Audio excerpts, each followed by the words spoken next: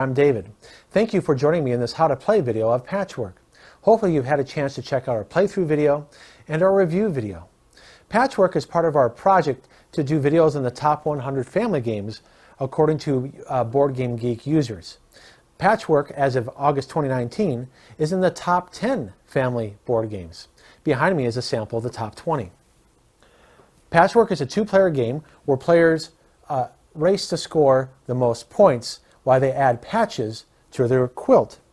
So you'll see here, as setup, you're going to place the patches around the time board. You'll place single patches on the spaces here, which you can acquire when you land on the space or past it. You'll see here are button spaces on the time board, where if you land on it or past it, you'll get button income, and you'll use buttons to purchase patches. So each player starts out with 5 buttons. So here is the the green player, and then over here is the yellow player with 5 buttons. And you'll see it's a 9x9 grid. So you'll use your buttons to acquire different patches based on the placement of the neutral piece. Now the neutral piece will start out next to the 1x2 patch. But each player could only purchase a patch that is up to 3 spaces ahead. So none of these patches can be purchased now, but the first player will be able to purchase one of these 3 if he or she wants to. So that's the main action, is purchasing pieces. The other action is you can move your marker ahead to get buttons.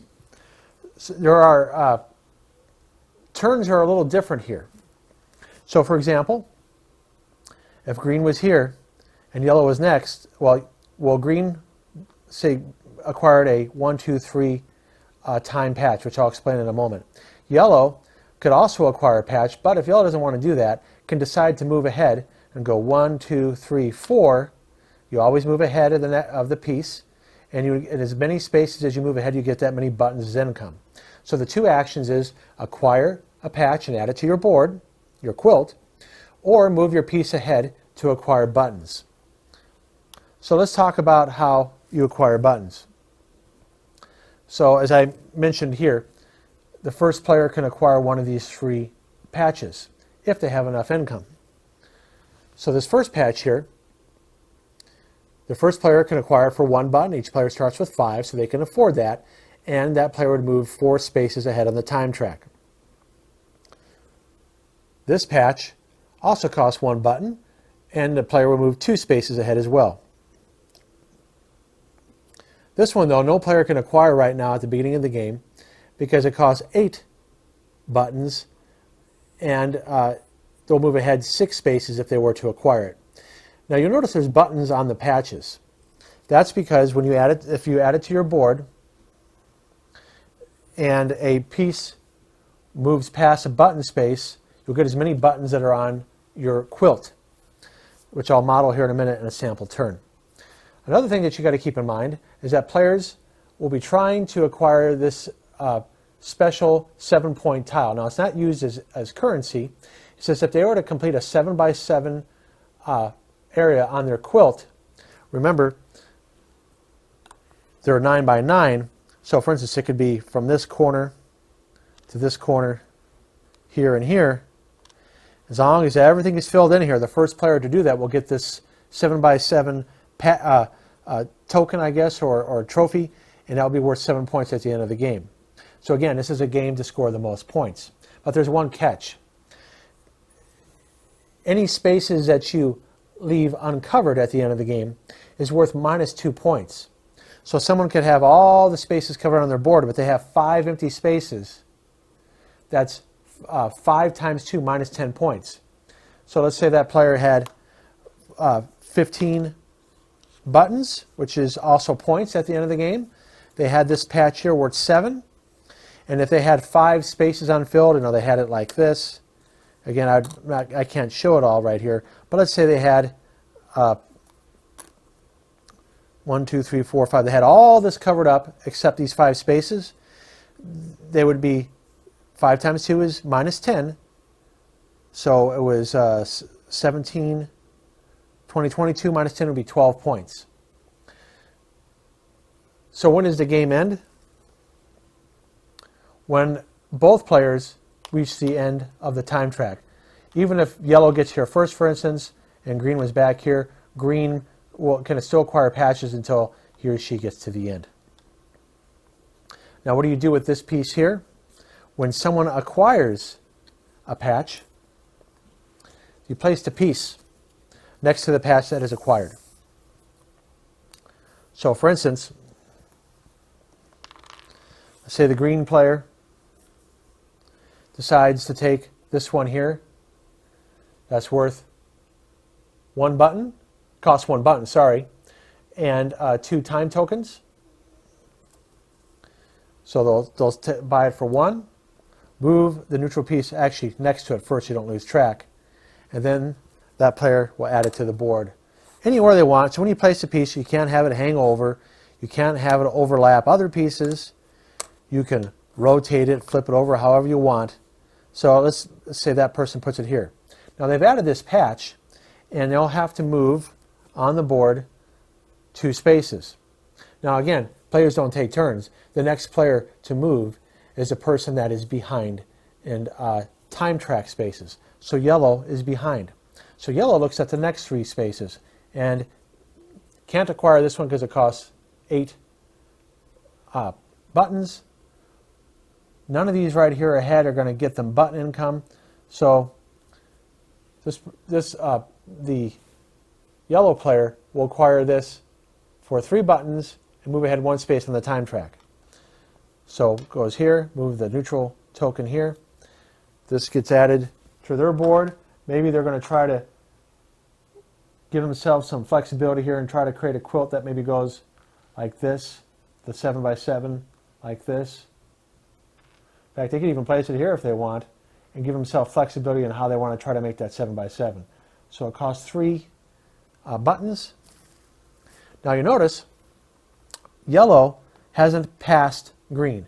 Now if yellow were to land on green, yellow would go next.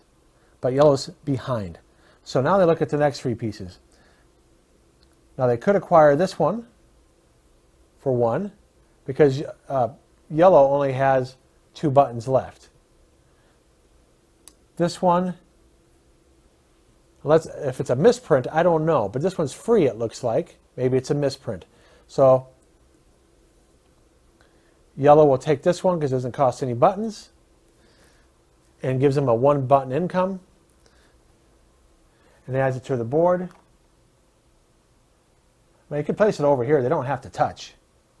But remember, players are racing to get the 7x7 area. So places it there, didn't have to spend any buttons. So yellow is still next. Again, someone can tell me in the comments if that's a misprint. I'm not aware if it is or not. Okay, so we look at the next 3 here. This one costs 1, but 5 time tokens. 5 spaces on the time track. This one costs 3, cannot get it. This one costs 2, can get this one. It's going to try to get this one. It looks good because you want to fill in their board. The players want to fill in their board so they don't get negative points at the end. So yellow will acquire this one. It will cost 5 spaces on the time track. 1, 2, 3, 4, 5. Places it first. Put it right here.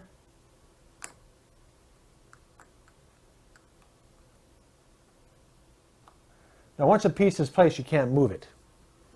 Now let me make sure of one thing. The rules are actually very simple. So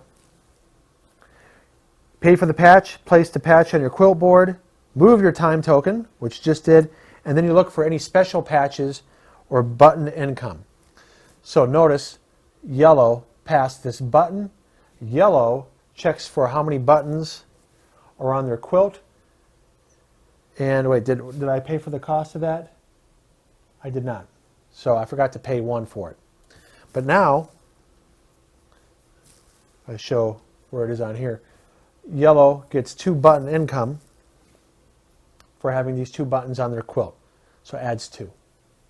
So now that yellow is ahead, it's green's turn.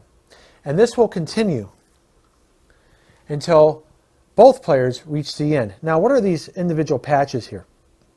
Let's say eventually green moves past here. Let's say it's later on in the game. I haven't showed the move where you don't collect a patch, but you just move ahead to get buttons. So if I set this up here, let me just add some pieces here to make it simulate why you might do this.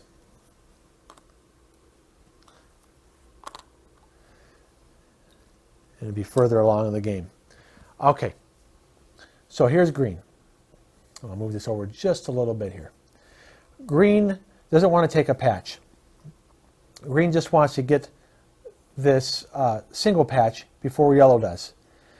And green knows that it will collect button income when it moves past it as well. Actually, it would be back here, because if you land next to the button, he would have collected it the turn before.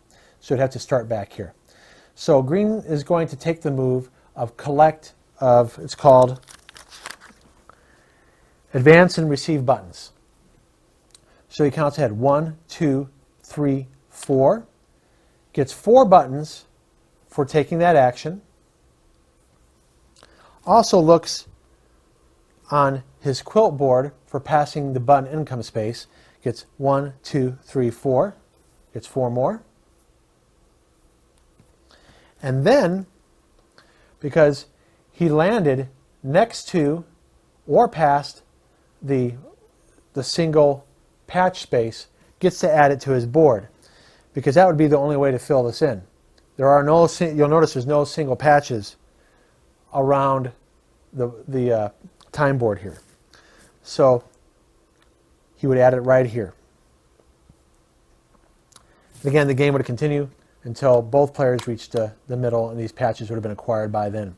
By the way, the neutral pawn will more likely pass again all the way through, or close to all the way through the second time. So if there's any patches that were skipped here because they were too expensive early on, they will likely come back around the second time through. So the rules are very simple. Probably take you less time to read it than watching this video, but sometimes it's helpful to see a video to reinforce the directions. So anyway, this is the how to play video of Patchwork. If we get 100 likes, we'll do the review and playthrough and how to play of the expansion, or I think it might be a second version of it, a variation of it. But anyways, I appreciate you watching the video. Please like and subscribe. I'm David.